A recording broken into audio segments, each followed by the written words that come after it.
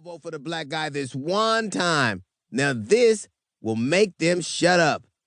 But then we didn't shut up, so we got Trump as payback.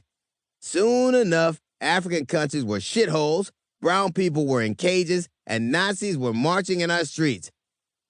So I'm going to solve our problem with this book.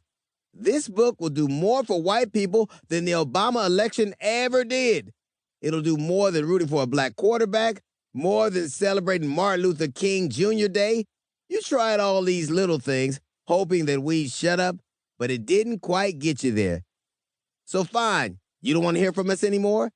This book is about how we can get black people to stop talking about oppression, discrimination, and our place in America. You give us this stuff, and you get the niggas to shut the fuck up about it. Surrender, white people. These are our terms. Why we need a peace treaty. Peace treaty? DL, isn't that a bit dramatic? Don't we need one? We're clearly at war. When you can get shot in your own house like Botham Jean or Tatiana Jefferson, what else can you call it? All deaths are tragic, but not all of them are surprising.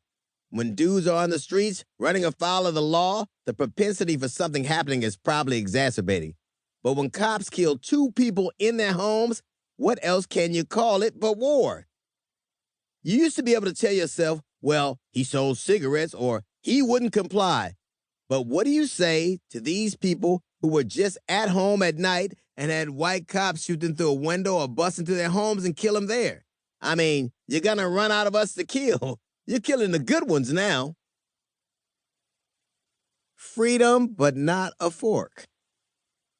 There are people in America who think just not having slaves anymore was all we needed. Because you freed the slaves in 1865, we good. But it was 100 years later before you gave us the ability to eat at the same restaurants as you. You gave us freedom, but not the fork. You gave us the right not to be slaves anymore, but then you changed the vagrancy laws, the housing laws, and the voting laws to make it almost impossible for us to really be free. All these changes were just designed to keep us slaves. You reincarnated the incarceration. I want to be treated like American. I think America can do better for us. Let me tell you a story. I travel a lot for work because I'm touring all the time. I probably spend $300,000 to $400,000 a year on airline tickets.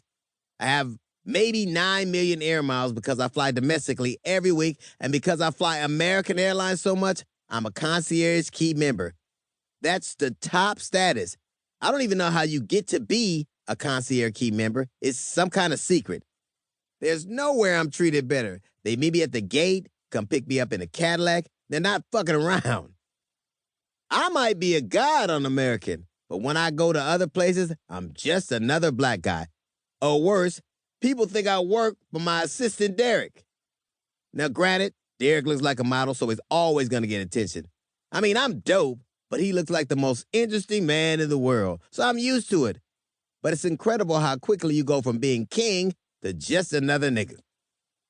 Recently, we were staying at the Ritz-Carlton in Orlando. Derek had my credit cards, and he was at the counter checking us in. And I remembered that I had to give him a letter, so I walked up to give it to Derek, and this white man goes, "Hey!" Like that, "Hey!" And he startled me.